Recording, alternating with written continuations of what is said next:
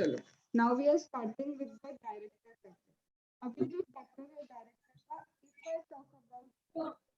आवाज क्लियर नहीं आ रही। एक मिनट रुको फिर।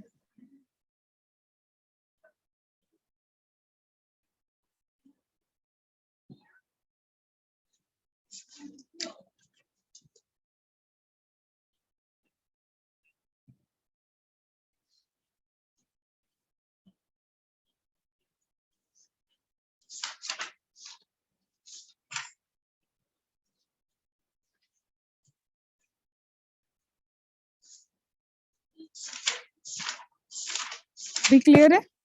हाँ, बोलिए। चलो तो स्टार्ट करते हैं हम चैप्टर दैट इज डायरेक्टर। अब अगर मैं क्वेश्चन पेपर की बात करूं डायरेक्टर में, ठीक है, तो डायरेक्टर का चैप्टर ले लो, या फिर तुम मीटिंग का चैप्टर ले लो, या फिर रेमुनरेशन का चैप्टर ले लो, कोई भी चैप्टर लो, क्वेश्चन नंबर 1 जो रहता है इनमें से ही किसी एक में से आता है। तो दैट मीन्स जब हम पेपर पढ़ रहे होंगे तो हमें पता होना चाहिए कि क्वेश्चन नंबर 1 या तो मुझे डायरेक्टर से मिलेगा, या फिर मुझे रेमुनरेशन से मिलेगा, या फिर मुझे मीटिंग से मिलेगा। एक प्लेसमेंट इसका यहाँ होता है। दूसरा प्लेसमेंट या तो क्वेश्चन नंबर 5 में ए बी या सी में कहीं मिलता है, या फिर क्वेश्चन नंबर 6 में ए बी या सी में कहीं मिलता है। और तुम देखोगे ना, फॉर श्योर ऐसा ही होता है। तो दैट मीन्स जब तुमको वो 10 मिनट मिलते ना, जिसको हम टोटली बोलते हैं 10 + 2 12 मिनट ही होते हैं, 3 मिनट रोल नंबर और ये सब फालतू की चीजें के निकल जाते हैं। तो जब वो 12 मिनट होते हैं और मुझे पता है कि हर बच्चा डायरेक्टर करके ही जाता है, उसे भी पता है 20 नंबर का ये पूरा चैप्टर आता है, तो why not jump to the question number 1, 5 and 6 वहां ढूंढ लो कि डायरेक्टर के बारे में पूछ के क्या रखा है। तो वहां तुम्हें पता चल जाएगा कि अगर अपने फोर्टे का है, मतलब स्ट्रांग है, मैंने सपोज करो 169 बहुत अच्छे से किया है और वही 169 मुझे मिल गया, तो मुझे पता है मेरा सबसे पहला क्वेश्चन कौन सा मुझे लिख के आना है। क्योंकि अगर तुम्हारा क्वेश्चन नंबर जो पहला है, दूसरा है, ये अगर बहुत अच्छे निकलते हैं तो ऑटोमेटिकली 3, 4, 5 के मार्क्स अच्छे ही होंगे। तो फिर इतने ज्यादा मैं ये नहीं बोल रही कि ढंग से चेक नहीं करेंगे, बट कहीं ना कहीं छोटी मोटी मिस्टेक फिर इग्नोर हो सकती है। तो इसलिए बहुत वाइजली क्वेश्चन नंबर 1 और क्वेश्चन नंबर 2 अपने को क्या करना पड़ता है, चूज करना पड़ता है।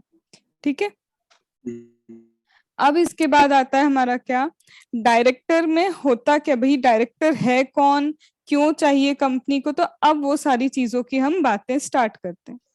तो सबसे पहले डायरेक्टर कौन है, क्यों चाहिए, क्या है, ये सारी चीजें बातें करें तो सबसे पहले what is the need of director. जरूरत क्यों है डायरेक्टर की? क्योंकि कंपनी जो है, कंपनी एक आर्टिफिशियल पर्सन है।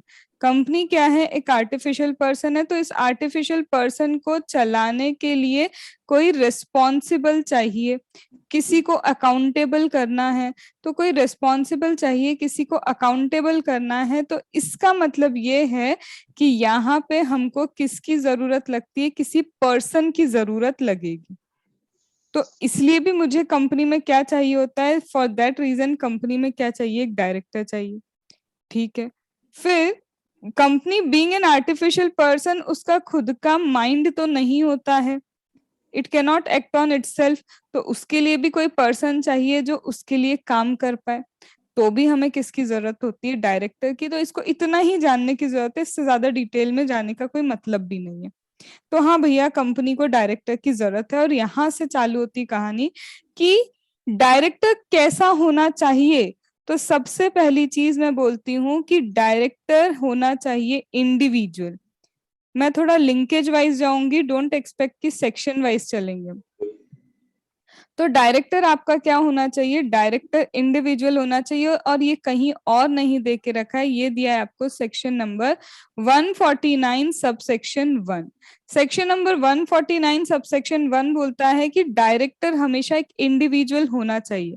Now what is the reason, भाई ऐसा क्या रीजन है कि डायरेक्टर का इंडिविजुअल होना जरूरी है। तो डायरेक्टर इंडिविजुअल इसलिए चाहिए क्योंकि अगर सपोज करो फर्म एक डायरेक्टर होती, फर्म को हम अलाउ करते हैं कि आओ भाई फर्म, तुम क्या बन सकते हो, डायरेक्टर बन सकते हो। अब सपोज करना क्या कि कुछ भी गड़बड़ हो गई हमारी कंपनी में, तो तुम किसको अकाउंटेबल करोगे? इस फर्म में 15 क्या है, पार्टनर्स हैं, किसको अकाउंटेबल करोगे? किसकी गलती मानोगे? सबको थोड़ी ना जेल भेज सकते हो। चलो, तो उससे मुझे ये समझ में आया कि फर्म क्या नहीं हो सकती, किसी भी सूरत में हमारे यहाँ डायरेक्टर नहीं हो सकती।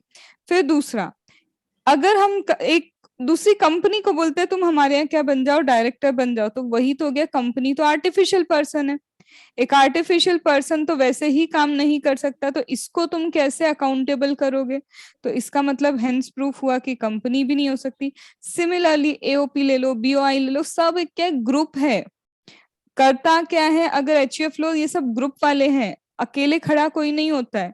तो इसका मतलब जब ग्रुप में आ रहे हैं तो ग्रुप में अकाउंटेबिलिटी देना मुश्किल हो जाता है, हम अकाउंटेबल नहीं कर पाते for that whole sole reason कि हमें कोई ऐसा चाहिए जिसको हम क्लियरली अकाउंटेबल कर पाए। तो पहला रीजन ये है, इसलिए individual to be the director.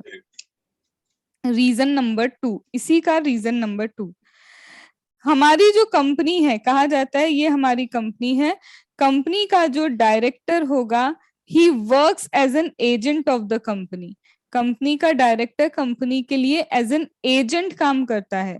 तो जब कंपनी का डायरेक्टर कंपनी के लिए एज एन एजेंट काम करता है, तो एक चीज बताऊं, एजेंट सिर्फ एक इंडिविजुअल ही हो सकता है।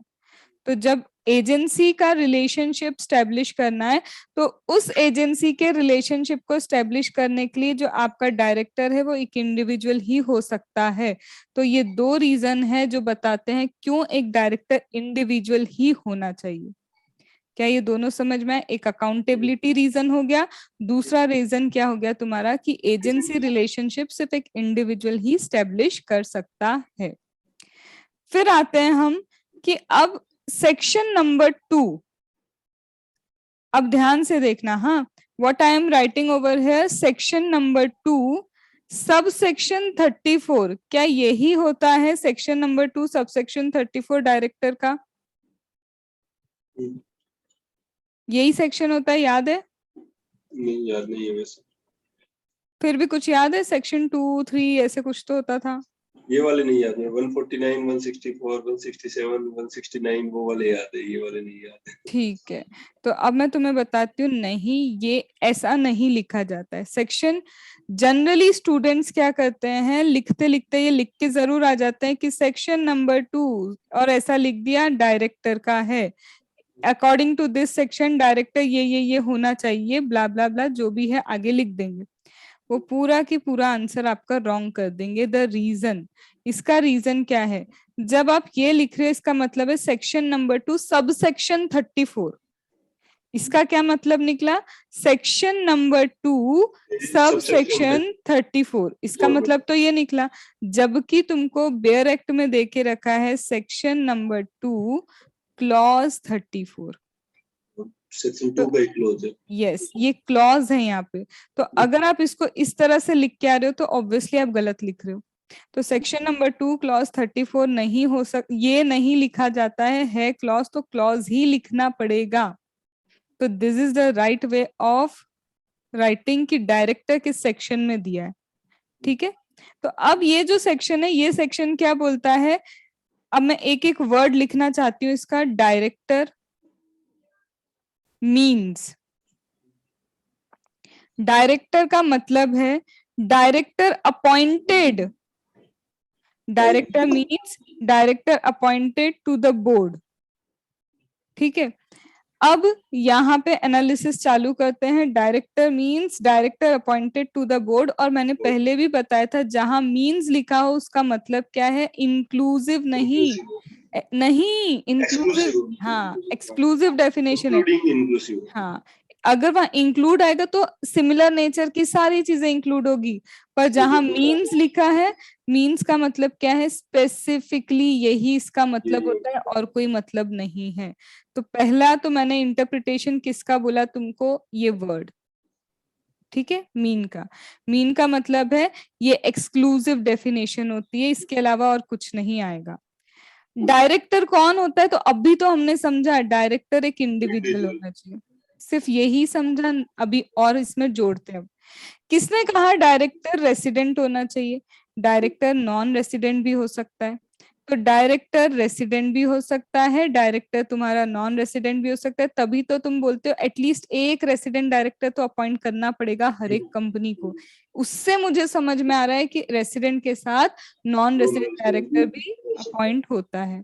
ठीक है, फिर इसके बाद एज लिमिट, कोई एज है क्या भैया डायरेक्टर की? देखो अब सुनना, एक्ट में तो कहीं नहीं लिखा, एक्ट तो कुछ भी नहीं बोलता एज के बारे में, लेकिन जब तुम डिन लेने जाओगे ना तो तुमको 18 अबाव होना पड़ेगा, 18 और 18 अबाव। तो एक्ट ने तो कुछ नहीं बोला, बट डिन लेने जाओगे तो ऑटोमेटिक क्या लग जाएगी, एज लिमिट आ जाएगी। तो इसका मतलब ये है कि नो एज लिमिट तो बोल सकते हैं, बट माइनर डायरेक्टर नहीं हो सकता। एक और रीजन क्या है माइनर मैम डायरेक्टर नहीं हो सकता, क्योंकि minor can not enter into a contract. Minor Indian contract act के अकॉर्डिंग उस किसी कॉन्ट्रैक्ट में एंटर नहीं कर सकता। तो ये क्या हो गया, अभी तो सिर्फ इस वर्ड को एनालाइज किया, डायरेक्टर एक इंडिविजुअल होना चाहिए, रेसिडेंट हो या नॉन रेसिडेंट हो, एज एक्ट में तो नहीं दे, बट ऑटोमेटिकली समझ में आ गया डिन और इंडियन कॉन्ट्रैक्ट एक्ट से कि minor can not be a director. ये दो वर्ड एनालाइज कर लिए। फिर इसके बाद बोलते हैं director need to be appointed. अगर ये डायरेक्टर अपॉइंट होगा तभी ये डायरेक्टर है, अगर डायरेक्टर अपॉइंट नहीं हुआ तो वो डायरेक्टर ही नहीं है। मतलब क्या है इसका, अब देखो डायरेक्टर के लिए मैंने अभी वर्ड कौन सा पिक किया है, अपॉइंटेड को एनालाइज कर रहे हैं कि डायरेक्टर को क्या करना होगा, अपॉइंट करना होगा।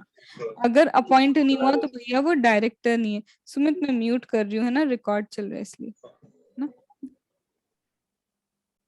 तो डायरेक्टर को क्या करना होगा, तुमको डायरेक्टर को अपॉइंट करना पड़ेगा। अब डायरेक्टर को अपॉइंट करना पड़ेगा, इसका क्या मतलब है, सबसे पहले या तो एक तो चीज उससे कंसेंट लो कि यू तुमको क्या करना है, एज अ डायरेक्टर अपॉइंट होना है। फिर एक रिजोल्यूशन भी पास करना होगा, क्योंकि किसी को भी एज अ डायरेक्टर आप अपॉइंट करते हो तो रिजोल्यूशन पास होता है। फिर इसके बाद he should assume the office, वो क्या करेगा, अज्यूम करेगा, किस चीज को, ऑफिस को अज्यूम करेगा। अगर ये तीनों चीजें होती है, आपने उससे कंसेंट लिया है, रिजोल्यूशन पास किया है और उसने ऑफिस अज्यूम किया है, तब जाके बोला जाता है कि अपॉइंट हुआ है।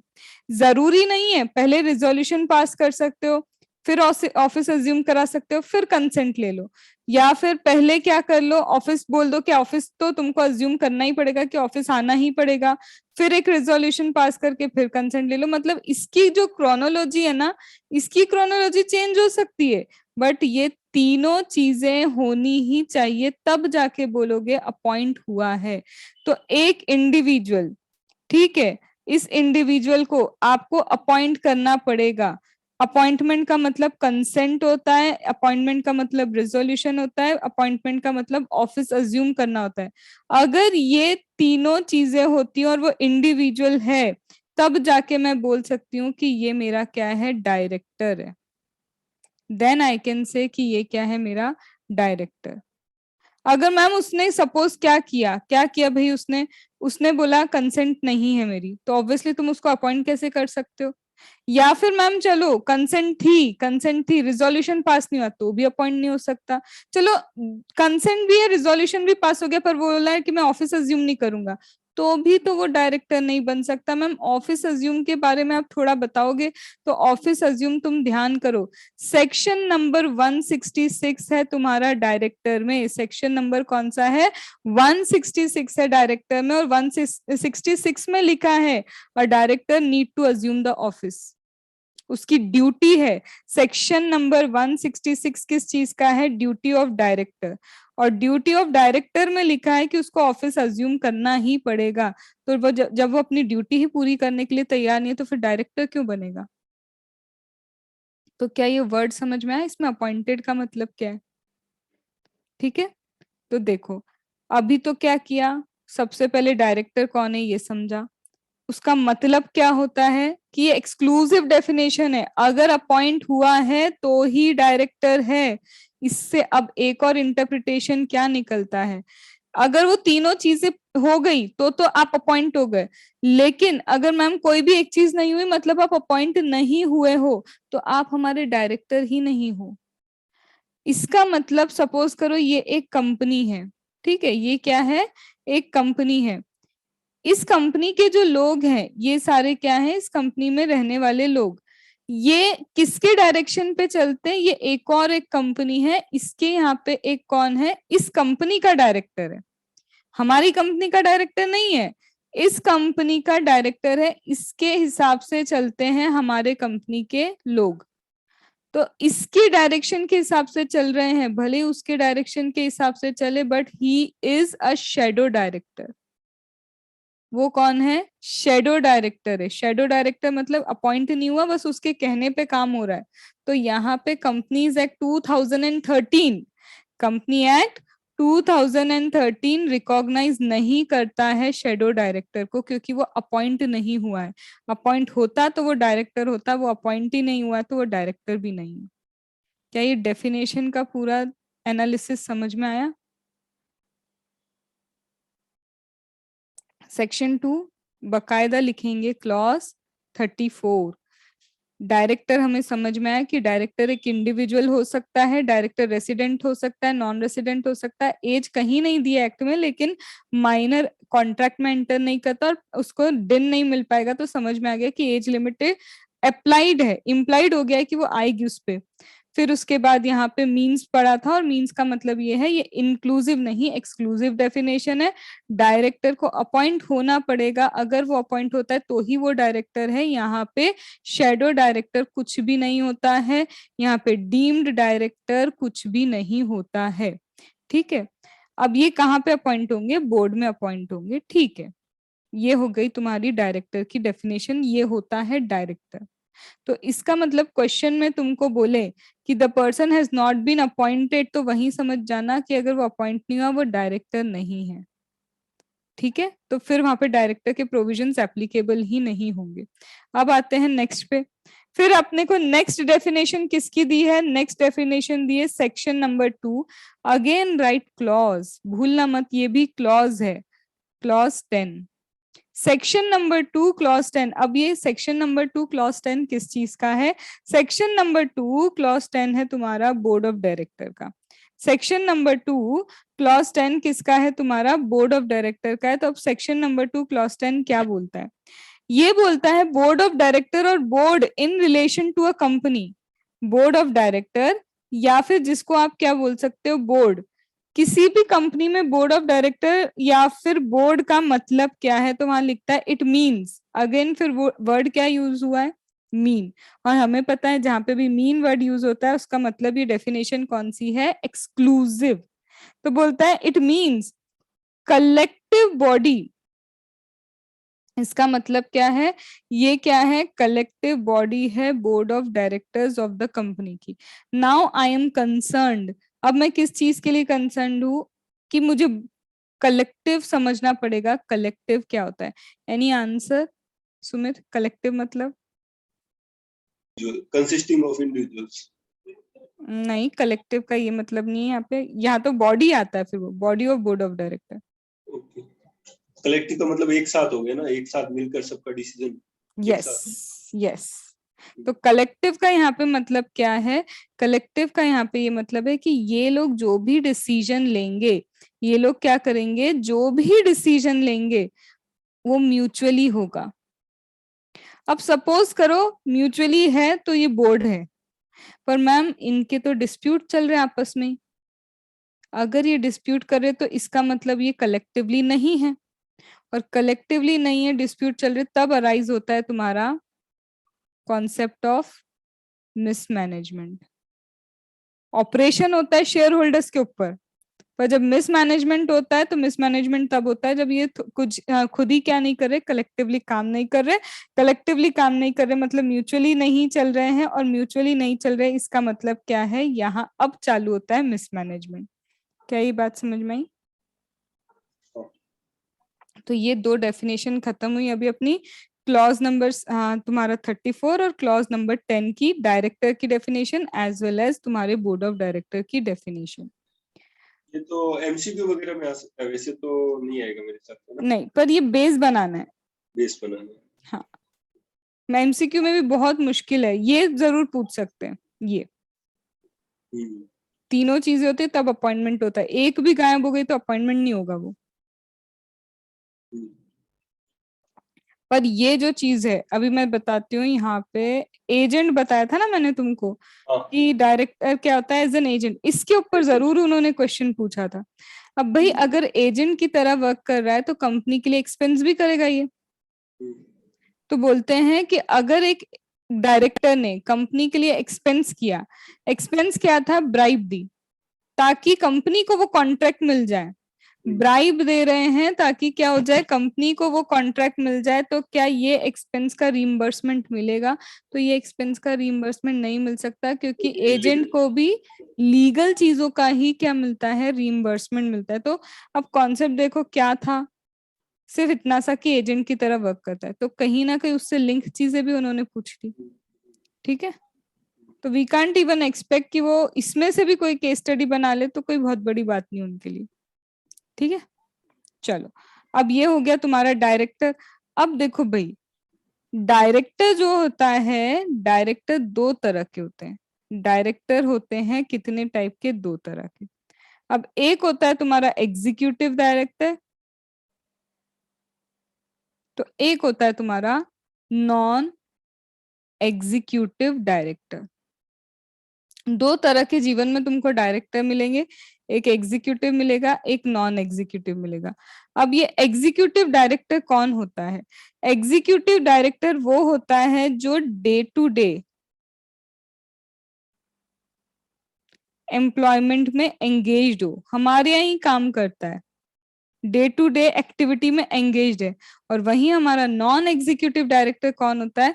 Non executive is not engaged in day to day activity, ये एंगेज नहीं है डे टू डे एक्टिविटी में, ये प्रोफेशनल कैपेसिटी में। मतलब सीए है, फाइनेंस में उसका सीएफओ है, जब भी फाइनेंस के रिलेटेड मुझे कुछ काम पड़ता है हम उससे बात कर लेते हैं।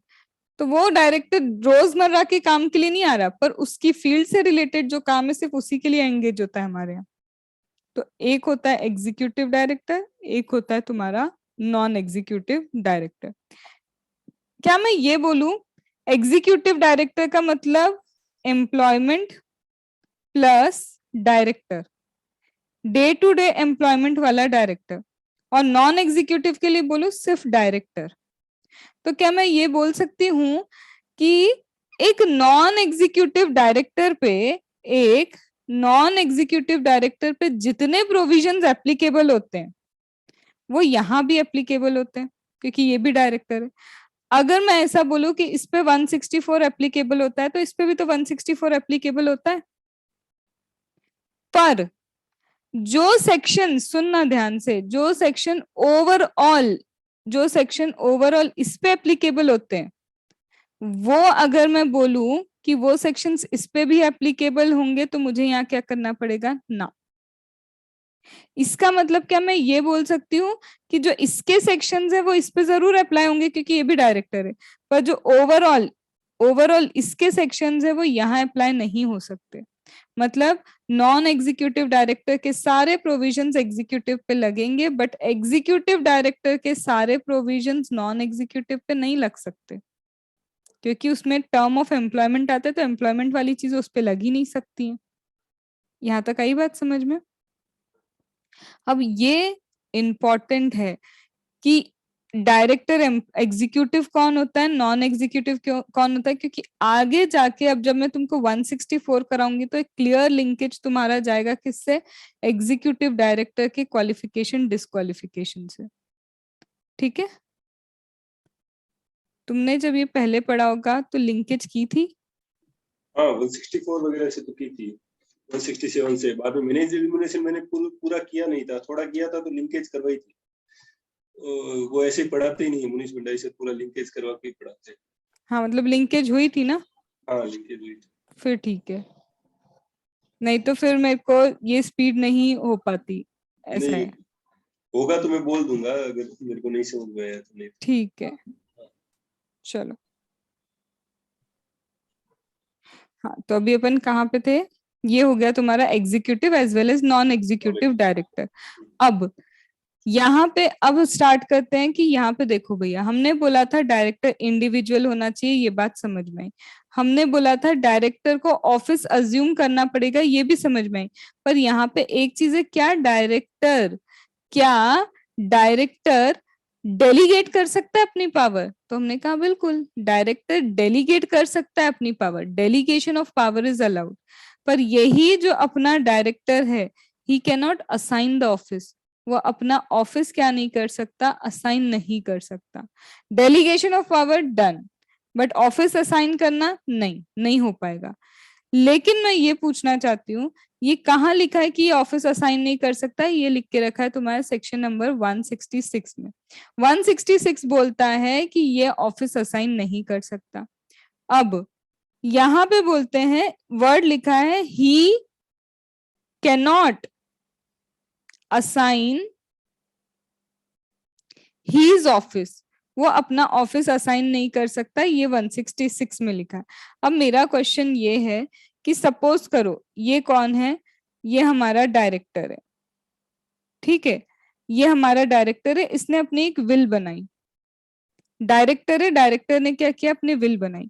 अब ये डायरेक्टर क्या बोलता है, जब मैं इस दुनिया में नहीं रहूंगा, ठीक है, जब मैं क्या नहीं रहूंगा, इस दुनिया में नहीं रहूंगा, तो मेरी विल में लिखा है कि मेरी जगह कौन बनेगा, सपोज करो ये पर्सन है, ये पर्सन डायरेक्टर बन जाएगा, ठीक है। तो ये विल में क्या किया इन्होंने, विल में लिख दिया है कि जब मेरी डेथ होगी, मेरी डेथ के बाद क्या होगा, ये जो भाई साहब हैं, ये भाई साहब क्या बन जाएंगे, डायरेक्टर बन जाएंगे। तो हमने तो अभी अभी क्या पढ़ा है, that he can not assign his office. तो क्या ये वैलिड है, जो इन्होंने विल बना ली, कर ली और लिख दिया कि मेरे बाद तुम? वैलिड, कैसे वैलिड है? क्योंकि वो असाइन नहीं कर सकता, ये इनहेरिटेंस में दे रहा है, ये वो हो सकता है। असाइन नहीं कर सकता, इनहेरिटेंस में दे रहा है, इसको थोड़ा और मतलब वो अपने रहते हुए वो किसी को अपना ऑफिस असाइन नहीं कर सकता, लेकिन वो लिख सकता है, ऐसे कुछ मैंने पढ़ा था पहले।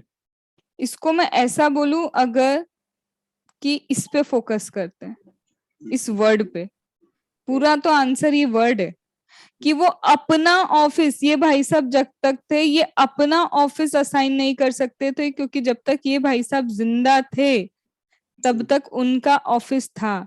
अब जब ये खुद नहीं रहे तो वो ऑफिस हीज ऑफिस थोड़ी ना है, अब वो उनका खुद का ऑफिस थोड़ी ना है।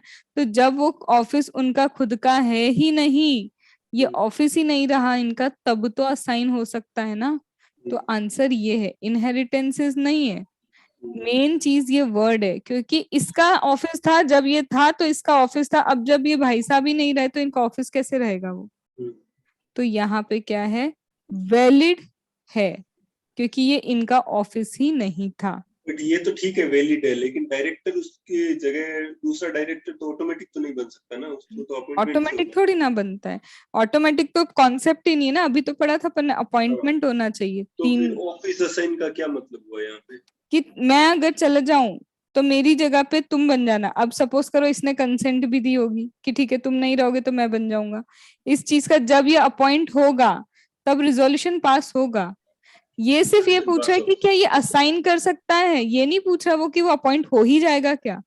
तब भी इसका असाइन होगा, तब भी वो 160 वाली रिक्वायरमेंट फॉलो होगी या नहीं होगी फिर? 160 वाली कहाँ से आएगी रिक्वायरमेंट यहाँ? नहीं, अगर इस नहीं तो, पर नहीं, जैसे न्यू डायरेक्टर आता है तो 160 वाला कंसेप्ट लगा के रिजोल्यूशन पास करते हैं ना। तो अभी ये न्यू डायरेक्टर प्रपोज्ड थोड़ी ना, ये यहाँ क्वेश्चन तुम्हारे प्रपोजल का भी नहीं चल रहा है, यहाँ सिर्फ ये चल रहा है कि ये असाइनमेंट वैलिड है या नहीं, क्या ये ऑफिस असाइन होगा या नहीं। तो होगा, क्योंकि ये उसका खुद का ऑफिस नहीं है, वो जाने के बाद ऑफिस असाइन कर सकता है। अब असाइन करने के बाद अपॉइंटमेंट की चीजें तो चालू होंगी ना, वो थोड़ी ना खत्म हो गई है। The question is whole sole related to कि क्या ये असाइनमेंट हो भी सकता है। सपोज करो हाँ ये असाइनमेंट सही है जैसा अभी अपन ने देखा, अब आगे चल के रिजोल्यूशन पास नहीं हुआ, आगे चल के सपोज करो क्या हुआ, इसने कंसेंट देने से मना कर दिया, या फिर कंसेंट देके बैठा था लेकिन क्या हुआ, ये अज्यूम नहीं कर पाया ऑफिस, क्योंकि ये तो इंडिया के बाहर निकल गया पढ़ाई करने के लिए, तो कुछ भी तो हो सकता है आगे। यहाँ क्वेश्चन सिर्फ है कि क्या ये ऑफिस असाइन करना सही है। हाँ ये सही है, क्योंकि जब ये चले गए ना इस दुनिया से तब ये रहे ही नहीं, तो इनका ऑफिस भी नहीं रहा। ऐसे केस में असाइनमेंट एज ए प्रपोजल हो गया ये सिर्फ। हाँ, हाँ। ये सिर्फ असाइन किया है। अब तुम बताओ कि मैंने किसी को बोल दिया मेरे जाने के बाद ये चीज ले लेना, अब टर्म्स एंड कंडीशन भी तो अप्लाई कर देते हैं हम विल में भी, तो वैसे ही यहाँ पे लॉ में कंडीशंस है कि अगर ये अपॉइंट होगा तो ठीक है, अपॉइंट नहीं हुआ तो कोई बात ही नहीं। ठीक है। ठीक। तो यहाँ तक अपना क्या कवर हुआ, पहले तो डेफिनेशन कवर की डायरेक्टर की, फिर बोर्ड ऑफ डायरेक्टर की, फिर टाइप ऑफ डायरेक्टर कौन होते हैं और क्या ये असाइन कर सकते हैं ऑफिस, इतनी चीजें हमने अभी तक क्या करी थी, समझी थी। फिर सेक्शन 166 में ही हमने यहीं पे ही अभी समझा था, 166 क्या बोलता है कि जो कंपनी होगी, कंपनी के लिए जो उसका डायरेक्टर है उसकी कुछ ड्यूटी होती है। ड्यूटी सबसे पहले ये है कि वो ऑफिस असाइन नहीं कर सकता, ड्यूटी ये है कि उसको गुड फेथ में काम करना पड़ेगा, कंपनी के इंटरेस्ट में काम करना पड़ेगा, बायस नहीं होगा, मतलब वही नॉर्मल सी चीज है कि कंपनी के लिए अच्छे काम करो, कंपनी के आर्टिकल के हिसाब से काम करो, गुड फेथ में काम करो। ये सारी चीजें क्या दे के रखी हैं तुम्हारे 166 में, वन टाइम रीडिंग है। काम का था कि वो ऑफिस असाइन नहीं कर सकता, और कर सकता है जब उसका खुद का ही ऑफिस नहीं रहा वो, तब वो असाइन कर सकता है। डेलीगेशन ऑफ पावर तो हमेशा ही अलाउड है। ठीक है, अब अगर तुमको डायरेक्टर बनना है, अगर तुमको डायरेक्टर बनना है तो सपोज करो ये रहा वो पर्सन जो क्या चाहता है, डायरेक्टर बनना चाहता है। तो ये पर्सन को अगर क्या करना है, डायरेक्टर बनना है, तो सबसे पास पहले भाई साहब के पास डिन होना चाहिए। अभी मैं डिन के प्रोविजन में डिटेल में नहीं जाऊंगी, अभी मैं सिर्फ बता रही हूँ कि हाँ भैया इनको अगर बनना है तो एक रिक्वायरमेंट और क्या है, इनके पास क्या होना चाहिए, डिन। अब डिन अप्लाई करना कैसे करना, ये सबसे लास्ट में एलिमेंट्री पार्ट है, ये तब करेंगे। तो हाँ भैया, इसको अगर इन भाई साहब को डायरेक्टर बनना है तो इनके पास क्या होना चाहिए, डिन होना चाहिए। ठीक है, अब आते हैं कि ये हमारी कंपनी में आए, ये जो डायरेक्टर हैं ये चाहते हैं कि डायरेक्टर बने, तो ये हमारी कंपनी के अंदर आते हैं। ठीक है, जब ये हमारी कंपनी के अंदर आए, ये डिन लेके आ चुके हैं। डिन तो लेके आ गए, लेकिन हम सिर्फ डिन के बेसिस पे थोड़ी ना इनको अपॉइंट कर देंगे। अब सेकेंड लेवल पे टेस्टिंग चालू होगी। सेकेंड लेवल की टेस्टिंग क्या है, हम इन पे 164 अप्लाई करेंगे।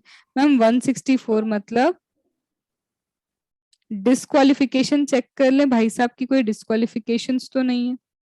तो अब क्या है, भाई साहब कंपनी में आएंगे, डिन लेके आएंगे, पर हम एक बार चेक कर लें कहीं ये डिस्क्वालिफाइड तो नहीं है। तो when I talk about section number 164, जब मैं सेक्शन नंबर 164 की बात करती हूँ तो सेक्शन नंबर 164 1 होता है, सेक्शन नंबर 164 2 होता है, सेक्शन नंबर 164 3 होता है।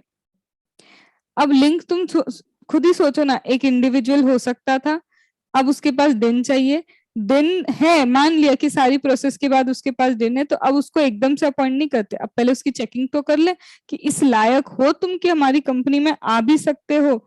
तो यहाँ पे चालू होता है सबसे बड़ा सेक्शन ही यही है, दैट इज डिस्क्वालिफिकेशन।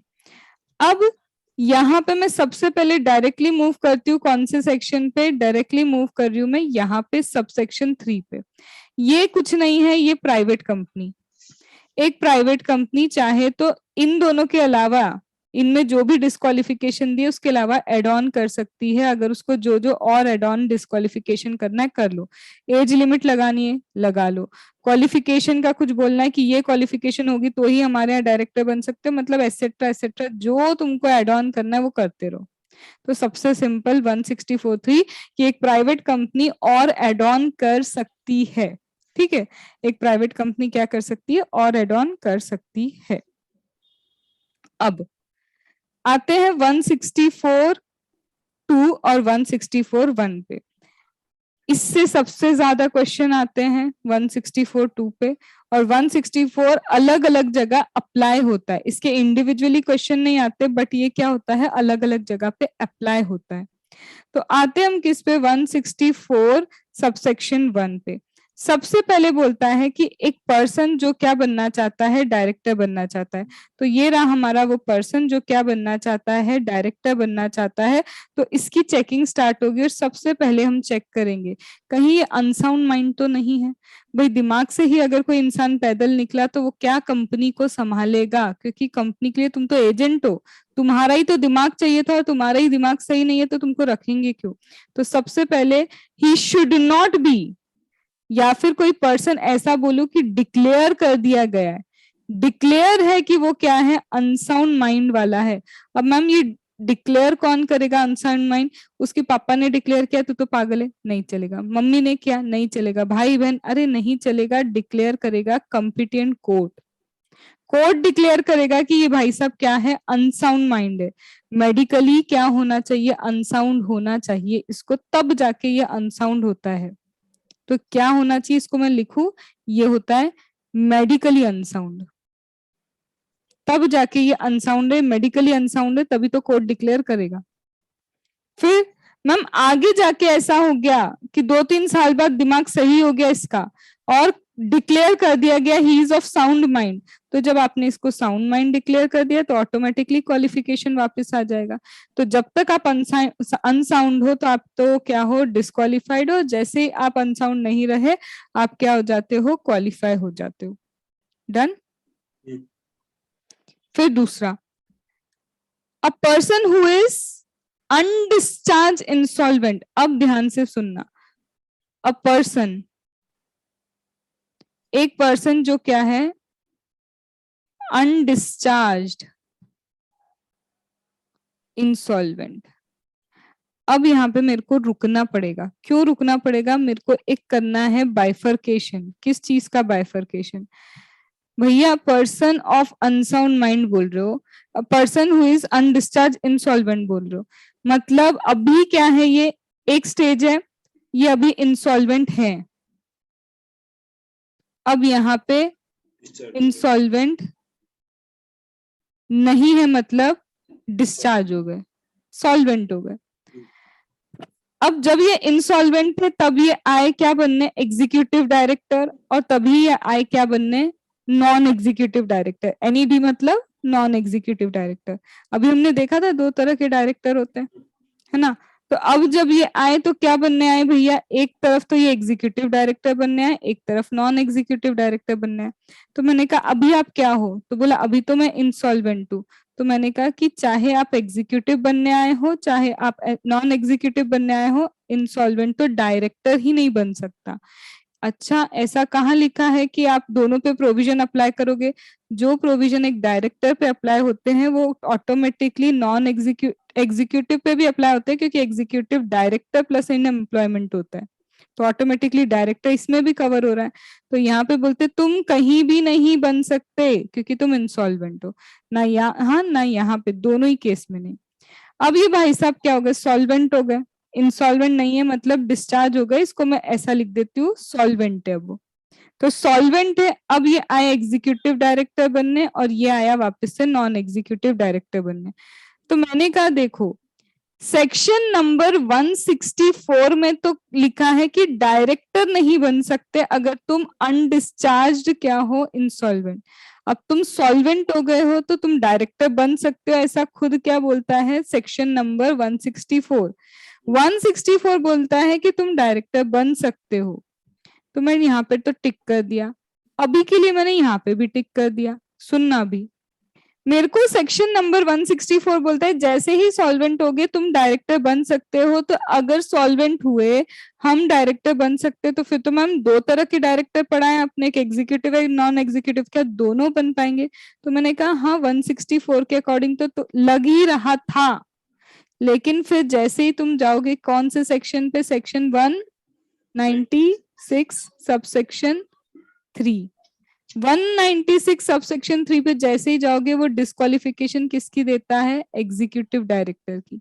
और वहां लिखा है कोई भी पर्सन कभी भी अगर इंसॉल्वेंट रहा है, कोई भी पर्सन क्या है, कभी भी क्या रहा है, इंसॉल्वेंट कभी भी रहा है, तो वो कभी भी एग्जीक्यूटिव डायरेक्टर नहीं बन सकता। तो 164 के अकॉर्डिंग तो लग ही रहा था कि हम क्या बना देंगे, इसको एग्जीक्यूटिव डायरेक्टर बना ही देंगे, लेकिन फिर इसके लिए हमको क्या रेफर करना पड़ा, 196(3), वहां जाके लिखा है कि भैया नहीं हो पाएगा। आइए बात समझ में। तो ये पहला लिंकेज जाता है तुम्हारा 164 का, किससे, 196 सबसेक्शन 3 से।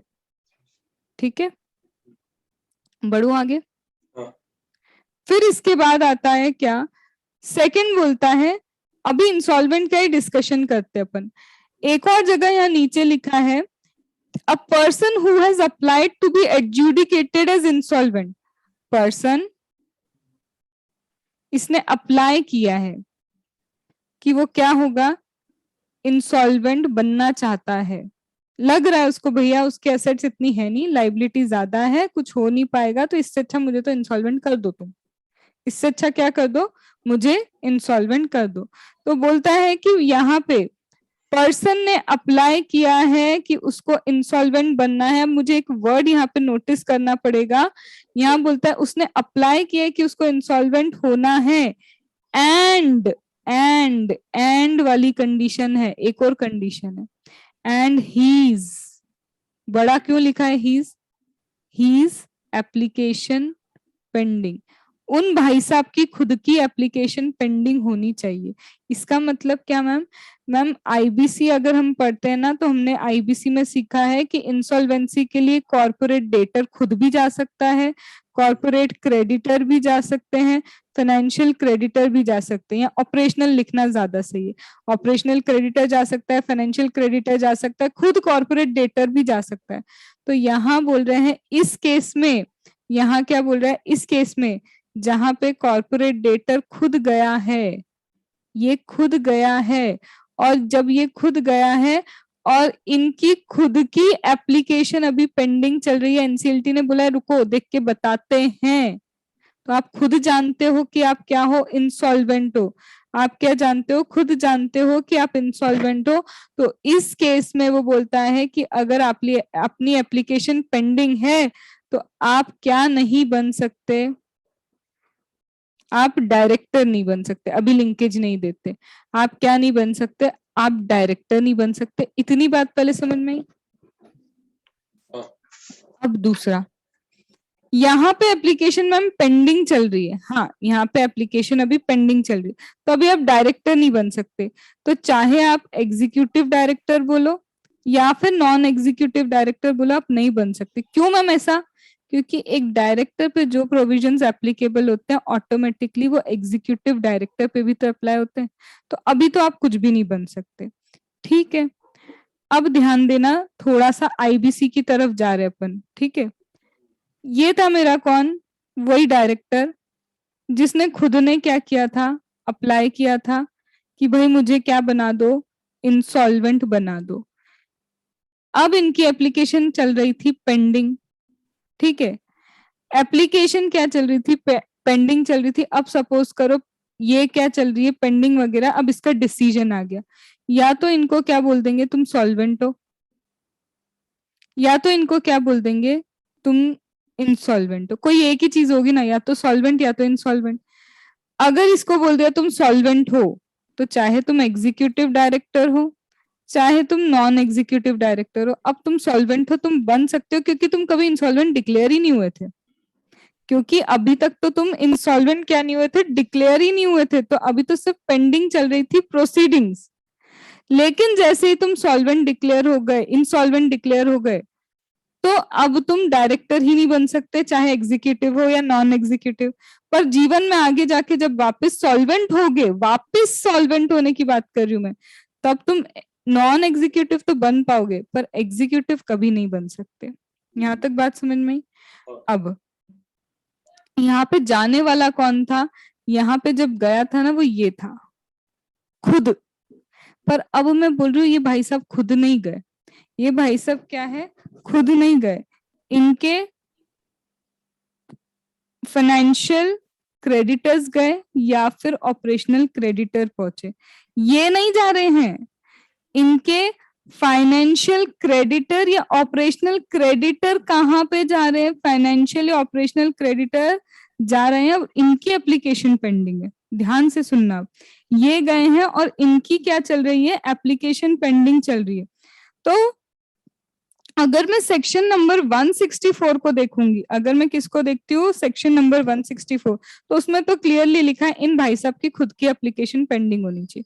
तो एज पर सेक्शन नंबर 164 ये तो एग्जीक्यूटिव डायरेक्टर भी बन सकते हैं, नॉन एग्जीक्यूटिव भी डायरेक्टर बन सकते हैं, क्योंकि इनकी खुद की एप्लीकेशन पेंडिंग होनी चाहिए थी। लेकिन यहाँ किसकी पेंडिंग है, इसकी। पर फिर जैसे ही मैं किस पे जाती हूँ, सेक्शन नंबर 196 सबसेक्शन 3 पे फिर से गए, हम किस पे गए, सेक्शन 196 सबसेक्शन 3, वहां लिखा है अगर इस पर्सन ने जो हमारे यहाँ एग्जीक्यूटिव डायरेक्टर बनने आना चाहता है, वो पर्सन जो हमारे यहाँ क्या करना चाहता है, एग्जीक्यूटिव डायरेक्टर बनने आना चाहता है, उसने कभी भी कोई कॉम्प्रोमाइज, अरेंजमेंट या फिर डिफॉल्ट नहीं करना है क्रेडिटर को पे करने में। अब क्रेडिटर गया ही क्यों होगा बताओ? क्योंकि कोई डिफॉल्ट किया है, डिफॉल्ट किया तभी वो क्रेडिटर गया। तो अगर क्रेडिटर जा रहे हैं तो भाई तुम नॉन एग्जीक्यूटिव डायरेक्टर तो बन सकते हो, पर तुम क्या नहीं बन सकते, एग्जीक्यूटिव डायरेक्टर नहीं बन सकते, क्योंकि क्रेडिटर गए ही इसीलिए क्योंकि तुमने कुछ डिफॉल्ट किया। तो are you getting the linkage of 196 with 164? अगर इंडिविजुअली इसको पढ़ के लिंक नहीं किया तो क्वेश्चन गलत 100% है। ठीक है, तो ये यहाँ पे यही बोलता है कि देखो जरूरी हर एक सेक्शन जो नॉन एग्जीक्यूटिव का है वो एग्जीक्यूटिव पे तो लगेगा, पर एग्जीक्यूटिव का हर सेक्शन नॉन एग्जीक्यूटिव पे नहीं लगता है। वो बार बार लाइन प्रूफ हो रही है यहाँ पे। ठीक है, तुम्हारा होमवर्क इतना ही रहेगा, 164 196 दोनों एक बार पढ़ लेना, है ना। फिर इसके बाद अब क्या दिया है, a person who has been convicted by a court, a person who has been अच्छा मैं ऐसा बोल दूं, इसका मतलब एक एग्जीक्यूटिव डायरेक्टर के लिए क्या ये सही होगा, मेरे को बताना, कि एक एग्जीक्यूटिव डायरेक्टर जीवन में कभी भी इंसॉल्वेंट हो गया या फिर उसने कभी भी क्रेडिटर का डिफॉल्ट कर दिया तो अब वो क्या नहीं बन सकता, एग्जीक्यूटिव हो ही नहीं सकता। लाइफ टाइम डिस्क्वालिफिकेशन आ गया ये तो। पर डिस्क्वालिफिकेशन एग्जीक्यूटिव की कैपेसिटी में आया है, नॉन एग्जीक्यूटिव नहीं। ठीक है, फिर a person who has been convicted by a court of any offence, a person convicted, person को कन्विक्ट कर रहे हैं ऑफ एनी ऑफेंस, कोई भी ऑफेंस किया है उसने। ठीक है, अब वो ऑफेंस कौन सा है, involving moral turpitude, a person who is involved in what, moral turpitude or otherwise. What do you mean by otherwise? Otherwise means convicted under Companies Act. Yes, otherwise मतलब moral turpitude मतलब नैतिक तौर पे कुछ गड़बड़ की, मर्डर कर दिया किसी का, किसी को 2-4 लगा के आ गए, कहीं चोरी कर ली, वो मॉरल टर्पिट्यूड है। पर मॉरल टर्पिट्यूड भी कर रहे हो तो भी तुम इसका मतलब साफ सुथरे इंसान तो हो नहीं। ठीक है, और उसके अलावा फिर अगर कंपनीज एक्ट में कुछ गड़बड़ करे तो वैसे ही तो कंपनी एक्ट लग रहा है तुम पे, तो या तो मॉरल टर्पिट्यूड कर रहे हो तो भी तुम साफ सुथरे इंसान नहीं हो, और अगर अदरवाइज मतलब, अदरवाइज का मतलब ही यहाँ पे क्या है, कंपनीज एक्ट के प्रोविजन में कुछ डिफॉल्ट किया है तो भी तुम क्या नहीं बन सकते हो, हमारे यहाँ पे डायरेक्टर नहीं बन सकते हो। पर एकदम से बोल दो नहीं, आगे कंडीशन दिए, बोलता है कोई भी person who has been convicted of any offence. ठीक है, कन्विक्ट किसने किया है, यहाँ पे कन्विक्शन ही लिखना, the person who has been convicted by court of any offence involving moral turpitude और अदरवाइज।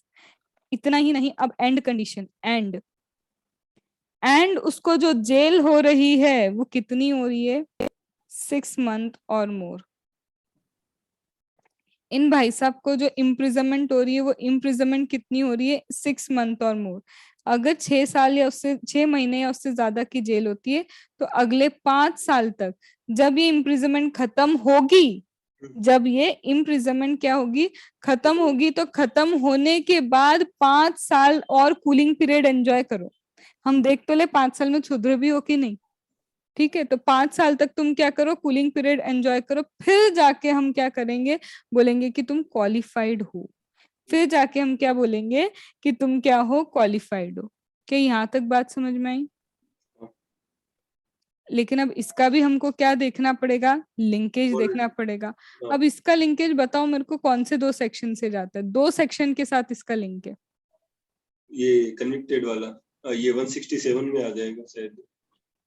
हाँ बताओ क्या आएगा 167 में। 164 1 की कोई भी डिस्क्वालिफिकेशन हो तो 167 में वेकेशन होता है ये। ये किस में आ जाएगा, और तो नहीं, और किस में होगा, हाँ उसमें आ जाए 196 में एग्जीक्यूटिव डायरेक्टर में अगर कभी भी वो जेल में गया हो तो वो कभी भी है क्या उसमें? कभी भी है, ये बात श्योर है तुमको? कभी भी है? हाँ उसमें वो 5-7 एक्ट है, उन एक्ट के तहत उसको कभी भी कोई भी सजा हुई हो अगर। नहीं, वहां पे लिखा है more than 6 month. More than 6 month. हाँ, वहां लिखा है मोर देन 6 मंथ। तो अब समझो मेरी बात। फिर से हमारा एक डायरेक्टर, ठीक है, ये भाई साहब है हमारे, ठीक है, क्या बनने आए?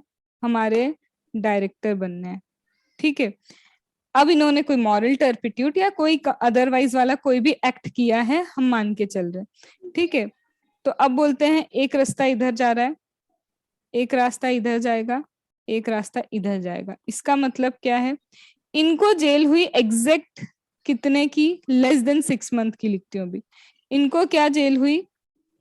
Less than 6 month. यहाँ जेल हो रही है एग्जैक्ट 6 मंथ, यहाँ जेल हो रही है मोर देन 6 मंथ। अब रास्ते क्या खुलेंगे सोचना। 6 महीने से कम तो 164 भी नहीं लगता और 196 भी नहीं लगता, दोनों ही नहीं लगते। मतलब तुम एग्जीक्यूटिव भी बन जाना, तुम नॉन एग्जीक्यूटिव डायरेक्टर भी बन जाना, ठीक है। फिर इसके बाद अगर 6 मंथ की जेल हो गई है, तो ये 6 मंथ कहाँ लिखा है तुम्हारा? 164 में, कि 6 महीने की जेल हुई है। तो बोलता है अगर 6 मंथ हुए तो नॉन एग्जीक्यूटिव डायरेक्टर नहीं बन सकते। क्या नहीं बन सकते? नॉन एग्जीक्यूटिव डायरेक्टर नहीं बन सकते। कितने साल का कूलिंग आएगा? 5 इयर्स का कूलिंग रहेगा। क्या मैम एग्जीक्यूटिव बन पाएंगे? जो डायरेक्टर नॉन एग्जीक्यूटिव नहीं बन सकता, क्यों? क्योंकि 164 से डिस्क्वालिफाइड है। तो जो इंसान 164 से डिस्क्वालीफाई है तो वो ऑटोमेटिकली एग्जीक्यूटिव के लिए भी डिस्क्वालीफाई हो गया। डायरेक्टर ही नहीं बन सकता। Are you getting? लिखा नहीं है एग्जीक्यूटिव में, एग्जीक्यूटिव मोर देन 6 मंथ का बोलता है। सुनना मेरी बात, एग्जीक्यूटिव मोर देन 6 मंथ की बात करता है।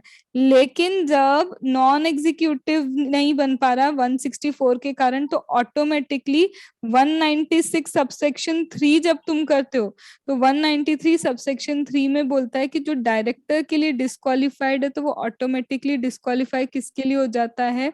Non executive. तो फिर वो एग्जीक्यूटिव भी नहीं बन सकता। ये 164 तो बोथ के लिए हो गया ना, इसमें कोई नॉन एग्जीक्यूटिव। हाँ, क्योंकि डायरेक्टर, वही तो बोल रही हूँ कि जो 164 से हो गया तो वो तो डायरेक्टर ही नहीं बन सकता, तो फिर तुम एग्जीक्यूटिव पे तो आ ही नहीं सकते ना। तो एग्जीक्यूटिव डायरेक्टर के उसमें मोर देन 6 मंथ लिखा था उन्होंने, लेकिन कोई रेलिवेंसी कहाँ उसका? अगर उसको 6 महीने भी जेल हो गई तो वो यहाँ से डिस्क्वालिफाइड है, तो यहाँ से डिस्क्वालिफाइड इंसान ऑटोमेटिकली यहाँ डिस्क्वालिफाई हो गया। तो तुमने यहाँ मोर देन 6 मंथ लिख के तो कुछ मतलब नहीं निकाला, ठीक है। फिर यहाँ पे बोलते हैं कि मैम अगर 6 मंथ है तो यहाँ से गायब, और 6 मंथ होते से ऑटोमेटिक वो यहाँ से भी गायब भी हो गया। मैम ग्रेटर देन 6 मंथ, तो भाई ग्रेटर देन 6 मंथ में non executive director after 5 years तुम बन जाओगे, चलेगा। लेकिन एग्जीक्यूटिव डायरेक्टर तो जीवन में नहीं बन सकते। इसका मतलब ये इंसान मैम जिसको यहाँ पे 6 महीने की जेल हुई थी, 5 साल बाद नॉन एग्जीक्यूटिव भी बन सकता है, वो एग्जीक्यूटिव भी बन सकता है अगर एग्जैक्ट 6 महीने की जेल थी उसको। पर हाँ, अगर 6 के ऊपर हुई है तो नॉन एग्जीक्यूटिव तो फिर भी 5 साल बाद एक बार हो जाएगा, पर एग्जीक्यूटिव तो आप जीवन भर के लिए नहीं बन सकते। आया समझ में? ये जो मैं बोल रही हूँ ना, ये मैं अपलोड करूंगी यूट्यूब पे, नहीं लिखा हो ना तो ये लिखते जाना कहीं पे, क्योंकि ये चीज चार्ट में नहीं है, चार्ट में पूरा, हाँ, तो ये चीज लिखते जाना फिर तुम, ठीक है। ये मैं अभी स्क्रीनशॉट ले लेता हूँ। ठीक, ठीक है। हाँ। चलो, फिर इसके बाद आते हैं, अभी तो हमने 164 को 196(3) से इसका लिंक लिया। अब मेरे को इसी का लिंक किससे लेना है? 167। अब कुछ तो लिखा है 167 में, अगर आप अपील करते हो कहीं तो कुछ लिखा है, क्या था वो अपील? पहले वो समझ लें एक बार 167 की। तो पहले तो यहाँ पे क्या बोला है, देखो फिर से एक बार इस सेक्शन को समझ लेते हैं कि अगर आपने कोई ऑफेंस किया, मॉरल टर्पिट्यूड या अदरवाइज, अगर आपको 6 महीने या उससे ज्यादा की क्या होती है, जेल होती है, इम्प्रिजनमेंट होता है, तो यू आर डिस्क्वालिफाइड भैया। हाँ भैया डिस्क्वालिफाइड है। पर ये जेल कौन करेगा? ऑब्वियस है कोर्ट। कहाँ का कोर्ट? इंडिया का होना चाहिए क्या? अरे नहीं, आउटसाइड इंडिया भी अगर तुमको जेल हुई है तो मतलब तुम तो बुरे इंसान हो ही ना। तो यहाँ पे यहाँ क्या कोर्ट करे या बाहर का कोर्ट करे, उससे हमको कोई दिक्कत नहीं है। लेकिन मैम 6 महीने से, आप बोल रहे हो 6 महीने या 6 महीने से ज्यादा की जेल, अब हम बोल रहे हैं इतनी जेल हो गई 10 साल की। रुको रुको रुको, अगर तुमको 7 इयर्स की जेल हो चुकी है ना, तो तुम तो परमानेंटली कभी भी डायरेक्टर नहीं बन सकते हो। तो यहाँ पे अब एक चीज और लिख लेते हैं, 6 महीने से ज्यादा but up to 6 year 11 month, इतना चलेगा। ठीक है, यहाँ तक चलेगा। बट यहाँ पे भी अगर क्या हो गई, 7 ईयर की हो गई, तो लाइफ टाइम एग्जीक्यूटिव डायरेक्टर नहीं बन सकता, वो तो वैसे भी नहीं बन सकता, और नॉन एग्जीक्यूटिव डायरेक्टर भी नहीं बन सकता लाइफ टाइम। फिर तो तुम दोनों जगह से गए। तो are you getting the time limit? अब यहाँ पे इसके इसके ऊपर क्या हुआ, ऑर्डर आ रहा था 6 महीने ये सब। अब सपोज करो एक्चुअल में क्या हुआ, यहीं पे वापस आ रही हूं मैं। ठीक है, जेल तो उसको 6 महीने से कम की हुई थी, अब तो जेल में जाना पड़ेगा, वो तो हो ही रहा था, लेकिन 6 महीने से कम हुआ था। 164 को पढ़ा, डिस्क्वालिफाइड नहीं है। 196 को पढ़ा, अगेन डिस्क्वालिफाइड नहीं है। पर कोर्ट को लगा ये जो इसने किया है ना काम, बहुत बड़ा काम किया, ऐसा छोटा नहीं था ये। देखा जाए भले ही इसकी इम्प्रिजनमेंट 3 महीने की देनी पड़ रही, क्योंकि एक्ट में लिखा है 3 महीने ही देनी है, पर इसने ना मर्डर करने की कोशिश की, और वो नॉर्मल चीज नहीं है। इसमें फ्रॉड करने की जो कोशिश की वो बहुत नॉर्मल नहीं था, बहुत दिमाग वाला इंसान है, बहुत बड़ा फ्रॉड कर रहा था, लेकिन हो नहीं पाया, इसलिए 3 महीने की जेल हो रही।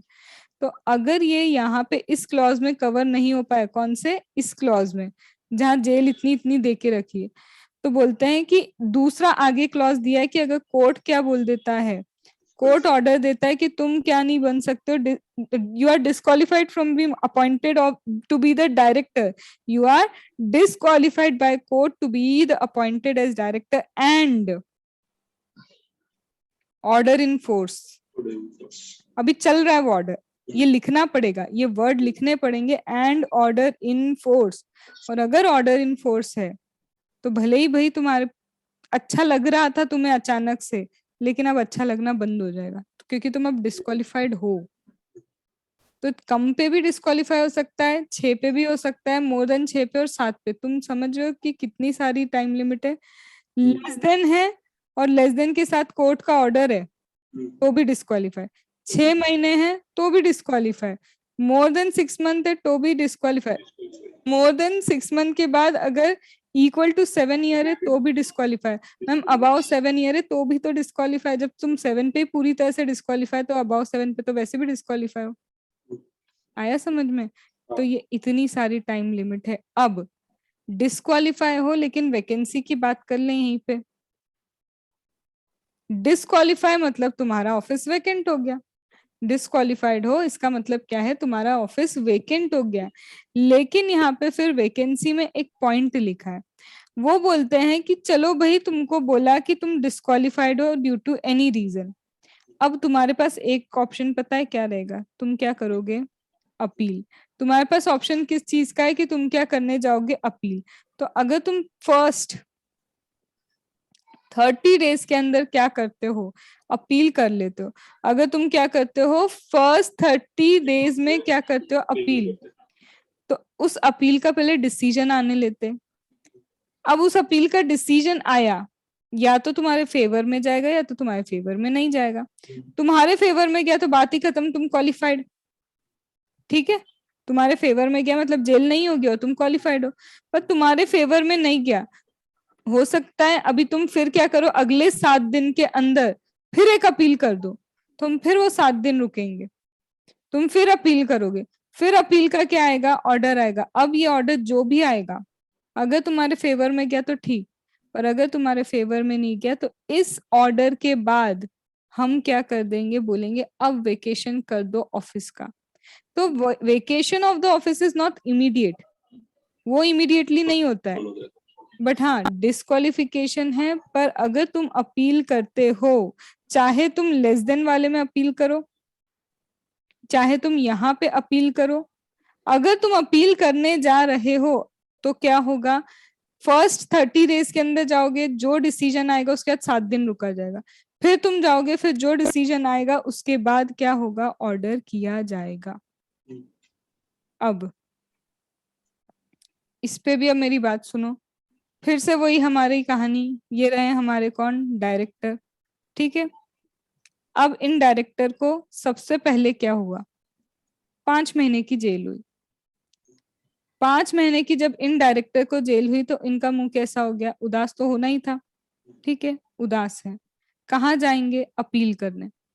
ठीक है, अपील करने गए, या तो क्या हो जाएगा, इनके फेवर में जाएगी अपील, या तो इनके फेवर में नहीं जाएगी। अब मैं बोलती हूँ, यहाँ जब ये ऑर्डर आया था, ये भाई साहब का क्या हुआ था जब ऑर्डर आया था, तो मेरे को ये पूछना है, मुझे ये बताओ, क्या यहाँ से यहाँ तक ये डिस्क्वालीफाई थे? अगर कोर्ट का ऑर्डर है इनफोर्स है डिस्क्वालिफिकेशन के लिए तो डिस्क्वालीफाई, हाँ, अदरवाइज अगर कोर्ट का ऑर्डर आता तो डिस्क्वालिफाइड है, अदरवाइज तो ये वैसे भी भाई साहब क्या नहीं थे, डिस्क्वालिफाइड नहीं थे। तो ये बात तो यहाँ खत्म हुई। फिर ये अपील करने गए, अगर अपील इनके फेवर में जाती है तो भी क्या ये डिस्क्वालिफाइड होते? तो भी डिस्क्वालीफाई होते। अब फेवर में जाने के बाद वो डिस्क्वालिफिकेशन रिमूव हो जाती। नहीं नहीं नहीं, देखो फिर तुम क्या कर रहे हो, पहले ही अपन ने डिसाइड कर लिया ना, अगर कोर्ट का ऑर्डर होता तभी तो वो डिस्क्वालीफाई होता है, हाँ, कोर्ट का ऑर्डर ही नहीं है। ऑर्डर ही तो नहीं है तो डिस्क्वालीफाई नहीं है। यहाँ से यहाँ तक तो अभी ये डिस्क्वालीफाई है ही नहीं, है ही नहीं तो फिर अब ये अपील फिर भी अपने लिए तो जाएगा ना, उसको क्या disqualify नहीं है। मतलब। हाँ, ठीक है, तो चाहे फिर अब फेवरेबल हो या अनफेवरेबल हो, उसको क्या मतलब है, ये तो वैसे भी क्वालिफाइड था और अभी भी क्वालिफाइड है, अभी क्योंकि हम मान के चल रहे हैं कि हम वो दूसरा सेक्शन कोर्ट का इंक्लूड ऑर्डर नहीं नहीं कर है। रहे, है ना। 2 हो गया। अब फिर यही भाई साहब की कहानी चलती है। अब क्या हुआ, इनको जो जेल हुआ एग्जैक्टली कितने मंथ का हुआ, 6 मंथ। ठीक है, 6 महीने की अब तो जेल में जाना पड़ेगा वाली कहानी आ गई। क्या ये यहाँ से लेकर जब तक वो अपील कर रहा है, मैं ये डेट मान रही हूँ कि अपील करने गया, क्या ये यहाँ से यहाँ तक डिस्क्वालीफाई है? हाँ, तो अब क्या ये एग्जीक्यूटिव डायरेक्टर बन सकते हैं? अभी तक डिस्क्वालीफाई है, नहीं बन सकता। नहीं बन सकता। क्या बोलूं, फिर से एक बार पूछ लेती हूँ, नॉन एग्जीक्यूटिव डायरेक्टर बन नहीं बन सकता है? सकता। नहीं बन सकता। नहीं बन सकता। मतलब भाई साहब यहाँ डिस्क्वालीफाइड है। अब ये कहाँ गए, अपील करने गए। ठीक है, अपील अपील अपील अपील, अब 2 चीजें होंगी। ठीक है, अब 2 चीजें क्या होंगी, फेवरेबल अनफेवरेबल। या तो क्या होगा, इनके फेवर में जाएगा, या तो इनके फेवर में नहीं जाएगा, अनफेवरेबल होगा। अब फेवर में गई तो बात क्या हुआ समझना, 5 महीने कर दिया इनका, और अनफेवरेबल हुआ तो 6 का 6 महीने ही है। ठीक है, या फिर हो सकता है कि 6 मंथ करें या और बढ़ा के 8 महीने कर दिए, एज द केस में भी। अगर मैं बोलूं फेवर में चली गई बात, अरे वाह, फेवर में चली गई, अब क्या यहाँ पे ये एग्जीक्यूटिव डायरेक्टर बन सकता है? एग्जीक्यूटिव डायरेक्टर 6 मंथ्स और हाँ बन सकता है। बन सकता है। तो जब भाई साहब एग्जीक्यूटिव डायरेक्टर बन सकते तो नॉन एग्जीक्यूटिव तो बन वैसे सकता ही क्या होंगे, बन पाएंगे। अब दूसरा, यहाँ पे 6 महीने की जेल कंफर्म है, क्या एग्जीक्यूटिव डायरेक्टर बन सकता है? नहीं बन सकता क्योंकि नॉन एग्जीक्यूटिव नहीं बन सकता। हाँ, क्योंकि वो क्या नहीं बन सकता, नॉन एग्जीक्यूटिव नहीं बन सकता। तो यहाँ पे मैं बोल दूं एग्जीक्यूटिव नहीं बन सकता, तो भाई तुम जैसे एग्जीक्यूटिव नहीं बन सकते, क्या नॉन एग्जीक्यूटिव में तो वैसे ही लिख के रखा है कि 6 महीने के जेल वाला नहीं बन सकता। इसके बाद 8 महीने की तो बात ही मत करो, बात जब 6 महीने पे नहीं है तो यहाँ पे भी नहीं है और यहाँ पे भी वो नहीं बन सकता है। बात समझ में आई? स्क्रीनशॉट लेना है? ले लो। अब चेंज करते हैं इसको। अब क्या हुआ, यहाँ पे मैं मानती हूँ कि अब यहाँ पे इसको, इन भाई साहब को जेल कितने की हो रही है, 7 इयर्स। कितने साल की जेल हुई है, 7 साल की। तो क्या ये यहाँ पे एग्जीक्यूटिव डायरेक्टर बन सकते हैं या नॉन एग्जीक्यूटिव डायरेक्टर? नहीं बन सकता कुछ भी। एग्जीक्यूटिव भी नहीं, नॉन एग्जीक्यूटिव भी नहीं। कहाँ गए, अपील करने गए। ठीक है, अपील करी, फेवर में चली गई अपील, और फेवर में अपील जाने के बाद 5 साल की जेल हो गई। फेवर में अपील तो हुई, और जेल 5 साल की हो गई, या फेवर में नहीं हुई, या तो 7 साल ही रही या फिर और 8 साल कर दिया, हमने दोनों केस यही ले लिए। अब 5 साल की जेल हो गई, अब मुझे बताओ क्या एग्जीक्यूटिव डायरेक्टर बन सकता है ये? वो सजा खत्म होने के 5 साल बाद बन सकता है। एग्जीक्यूटिव, एग्जीक्यूटिव नहीं बन सकता। हाँ एग्जीक्यूटिव नहीं बन सकता भाई, नॉन एग्जीक्यूटिव बन सकते हैं। सजा खत्म होने के 5 साल बाद। एग्जैक्टली, सजा खत्म होने के 5 साल बाद तुम क्या बन पाओगे? Non executive. फिर यहाँ पे आ जाओ, एग्जीक्यूटिव बन पाएगा ये? नहीं बन पाएगा। नॉन एग्जीक्यूटिव बन पाएगा? नहीं बन पाएगा। दोनों ही पॉसिबल नहीं है। समझ में आ रहा है कितनी प्रोबेबिलिटी इसमें? ठीक है, तो ये हो गया तुम्हारी 7 साल की कंडीशन। अब मैं इसको और एड ऑन कर देती हूँ। अब एड ऑन क्या बचा है, तो देखो, चाहे 7 साल की जेल हो, चाहे 6 महीने की हो, या मोर देन 6 मंथ की जेल हो, जो भी जेल हो, यहाँ पे वैकेंसी की बात करते हैं। अभी तो उसने क्या किया है, अपील की है, तो यहाँ ड्यूरिंग द अपील मैं पूछ रही हूँ, यहाँ पे जब भाई साहब कहाँ गए, यहाँ पे ड्यूरिंग द अपील क्या ये वैकेंसी करेंगे? नहीं होगी। नहीं करेंगे। पहली बात 30 दिन में गए, हम वेट कर रहे हैं, फिर ऑर्डर आया, ऑर्डर के बाद 7 दिन तक फिर वेट करते हैं हम, 7 डेज क्यों वेट करते हैं? आप दूसरी अपील कर सकते हो, फिर उस अपील का ऑर्डर डिस्पोज होगा, उसके बाद हम क्या करेंगे, कुछ करेंगे। तो अगर ये इंसान क्या है, डिस्क्वालिफाइड भी है, तो जब तक अपील चल रही है ये भाई साहब वैकेंसी नहीं करेंगे। ठीक है, तो इसके साथ हमको एक पॉइंट यहाँ पे क्या जोड़ना होता है, वैकेंसी का भी। आया समझ में? तो this is something that finally completes वो सिर्फ दो जो जजमेंट थे ना इसमें, 30 दिन ये दिन, अब जाके ये 3 अलग अलग सेक्शन के साथ कंपाइल होके खत्म हुआ। ठीक है, यही थोड़ा सा ज्यादा मतलब बड़ा है, उसके बाद मैनेजेबल है, बट ये बड़े हैं। ठीक है, अब इसके बाद हमारा फिर से 164 पे वापस चलते हैं, और 164 में आगे क्या लिख के रखा है, और 164 में आगे लिखते हैं कि अ person who has not paid any call, a person who has not paid any call, कुछ भी कॉल पे नहीं कर रहा है वो, on shares, any call on shares. अब मुझे ये जानना है, ये शेयर्स कौन से, इक्विटी है या प्रेफरेंस? मैंने कहा शेयर्स लिखा है मतलब कुछ भी हो सकते हैं, ये भी हो सकता है, ये भी हो सकता है।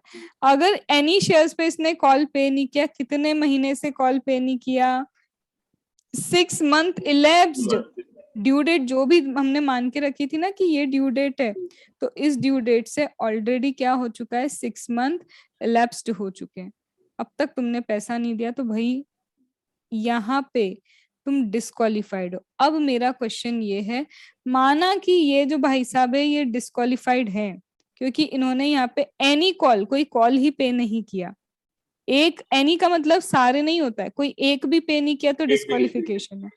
तो चाहे इक्विटी था चाहे प्रेफरेंस था, तो ये डिस्क्वालिफाइड कहाँ से, सेम कंपनी में डिस्क्वालिफाइड है कि सारी की सारी एवरी कंपनी में डिस्क्वालिफाइड है?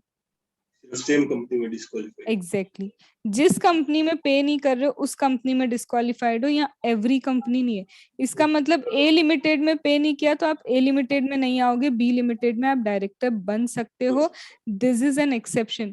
बाकी सारी चीजें अभी तक जो हम जितनी कर रहे थे ना उसमें सब कंपनी में डिस्क्वालिफाइड थे, बाकी सब में पर इसमें यहाँ पे कंपनी लिखा है। सेम कंपनी में तुम डिस्क्वालिफाइड हो। अब इसके बाद अब यहाँ पे आता है कि वैकेंसी का क्या, भाई जिस कंपनी में अगर तुम ऑलरेडी हो तो उस कंपनी में वैकेंसी करना, दूसरी कंपनी में तो तुम डिस्क्वालिफाइड ही नहीं हो ना, यहाँ पे तो वहां वैकेंसी की भी तुमको जरूरत नहीं है। फिर आता है इसके बाद, convicted an offence related to related party, related party से रिलेटेड पार्टी ट्रांजैक्शन से रिलेटेड तुमने कुछ भी क्या किया है, डिफॉल्ट किया है, रिलेटेड पार्टी के ट्रांजैक्शन से रिलेटेड कोई भी डिफॉल्ट किया है, वर्ड लिखा है एनी टाइम, साल में कभी भी, अब कौन से साल में, प्रीसीडिंग 5 ईयर, पिछले 5 साल में कभी भी एक दिन भी अगर डिफॉल्ट हुआ है, एक दिन भी अगर डिफॉल्ट हुआ है तो भाई वैकेंसी। अब मैं इसको थोड़ा सा लिंक कर रही हूँ, अब ये कहाँ पे लिंक होगा, जुड़ेगा, याद करो, ऑडिट कमेटी पता है तुमको, ऑडिट कमेटी में क्या होता है, ऑडिट कमिटी वो हाँ बोर्ड के लिए वो देते हैं। हाँ, क्या कुछ याद आ रहा है? हाँ अप्रूवल है किसी तरह का? नहीं, बोर्ड ऑफ डायरेक्टर अपॉइंट करने के लिए वो ऑडिट कमिटी, अगर ऑडिट कमिटी हो तो वो ऑडिट कमिटी पहले डिसाइड करती है कि कौन है बोर्ड ऑफ डायरेक्टर नाम। ओमनीबस है। ये याद आ रहा है? नहीं ये यार, क्या है? नाम सुना हुआ याद आ रहा है, वो नहीं याद। चलो, एक तो यहाँ इसका लिंक होगा, अभी मैं समझाती हूँ वो क्या है। एक लिंक यहाँ रहेगा, फिर एक आगे आती है तुम्हारा सेक्शन नंबर, ये खुद जो है 188, फिर एक आता है सेक्शन नंबर 184। यहाँ पे ये क्या बोलते हैं, जितनी भी जगह रिलेटेड पार्टी बोल के रखा है। ओमनीबस अप्रूवल मतलब ऑडिट कमेटी 1 करोड़ तक के लिए आपको साल भर का अप्रूवल दे देती है कि अगर 1 करोड़ तक का ट्रांजैक्शन तुम कर रहे हो रिलेटेड पार्टी से, 1 करोड़ तक का ट्रांजैक्शन अगर तुम किससे कर रहे हो, रिलेटेड पार्टी से कर रहे हो, तो अलाउड है। वो पहले ही रीजन जान लेंगे, नेसेसिटी जान लेंगे, सब कर लेंगे। अब सपोज करो बिना ओमनीबस अप्रूवल के ये डायरेक्टर है, समझना मेरी बात। इन डायरेक्टर ने ओमनीबस अप्रूवल नहीं था और क्या कर लिया, ट्रांजैक्शन कर लिया। तो बोलते ये जो ट्रांजैक्शन डायरेक्टर ने किया या फिर ऐसे पर्सन ने किया जो डायरेक्टर के ऑथराइजेशन में ये काम कर रहा था, तो यहाँ पे ये ट्रांजैक्शन वॉइडेबल होता है at option of company. Company चाहेगी तो वैलिड मानेगी, नहीं तो वॉइडेबल। अब कंपनी ने इसको वॉइड कर दिया। वॉइड कर दिया इसका मतलब डायरेक्टर ने कॉन्ट्रावेंशन किया है in relation to related party. तो ऑडिट कमिटी का ओमनीबस अप्रूवल नहीं था, इन्होंने एक ट्रांजैक्शन किया रिलेटेड पार्टी के साथ, क्योंकि ओमनीबस अप्रूवल रिलेटेड पार्टी के लिए ही मिलता है। और ये रिलेटेड पार्टी का ट्रांजैक्शन वॉइडेबल हुआ ही इसलिए क्योंकि गड़बड़ थी।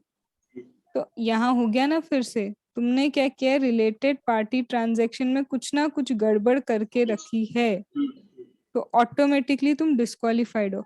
ऑल्दो यहाँ सिर्फ सेक्शन 188 लिखा है, पर ये 188 ऑटोमेटिकली लिंक होता है ओमनीबस अप्रूवल से, क्योंकि ओमनीबस अप्रूवल भी रिलेटेड पार्टी ट्रांजैक्शन पे ही है। तो उसमें भी ये सारे रिलेटेड पार्टी के ट्रांजैक्शंस क्या होते हैं, कवर होते हैं। तो इसका मतलब है कि अगर ओमनीबस अप्रूवल के बिना भी इसने कुछ काम किया है और वो वॉइड हो गया, तो तब भी तुम डिस्क्वालिफाइड हो। आया? अभी 188 नहीं करवा रही क्योंकि वो बहुत लंबा है, उसको कराना तो बहुत गलत हो जाएगा यहाँ पे। ठीक है, तो ये हो गया तुम्हारा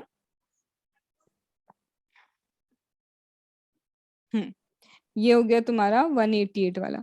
फिर इसके बाद बोलते हैं क्या, इसके बाद बोलता है कि अगर तुम्हारे पास डिन नहीं है, तो ये तो हमको पता है भैया, डिन नहीं है तो तुम वैसे ही डिस्क्वालिफाइड हो। फिर एक आता है डायरेक्टरशिप। कितनी डायरेक्टरशिप रखनी है तुमको, जो डायरेक्टरशिप रखनी है इन टोटल 20 और 10 फॉर पब्लिक कंपनी। हाँ, इसकी डिटेलिंग है। डिटेलिंग वो है कि 10 में क्या काउंट होगा तो 20 में क्या काउंट नहीं होगा, पर अभी के लिए अभी इतना समझते हैं कि हाँ 20 और 10, तुमको पब्लिक कंपनी 10 ही रखनी है, चाहे लिस्टेड हो चाहे अनलिस्टेड पब्लिक कंपनी हो, और इन टोटल 20 से ज्यादा कंपनी है तो तुम डिस्क्वालिफाइड हो। और इस 20 में भी अगर स्मॉल शेयर होल्डर डायरेक्टरशिप रख रहे हो, स्मॉल शेयर होल्डर डायरेक्टरशिप रख रहे हो, तो वो सिर्फ 2 ही हो सकती है, उससे ज्यादा नहीं। तो और ये भी याद रखना, स्मॉल शेयर होल्डर डायरेक्टरशिप में कंप्यूटिंग जो एक दूसरे से क्या करे कॉम्पिटिटर है, वो भी नहीं होनी चाहिए। तो अब जाके तुम्हारा 164(1) red with 167, red with 196 subsection 3 अब खत्म हुआ। सिर्फ 1 खत्म हुआ और साथ में भी अपने छोटू सा किया 164(3). अगेन 164(2) विल टेक टाइम, वो भी एनालिसिस वाला है। तो तुमको, मुझे नहीं पता तुम कैसे कितनी बजे उठोगे सुबह, बट एटलीस्ट कोशिश करना ये कल की तारीख में रीड कर लो, क्योंकि कल मैक्सिमम पोर्शन कल खत्म हो जाएगा। है ना? ठीक है, तो इतना रीड करके रखना। ओके, 164 167 एक मिनट बस।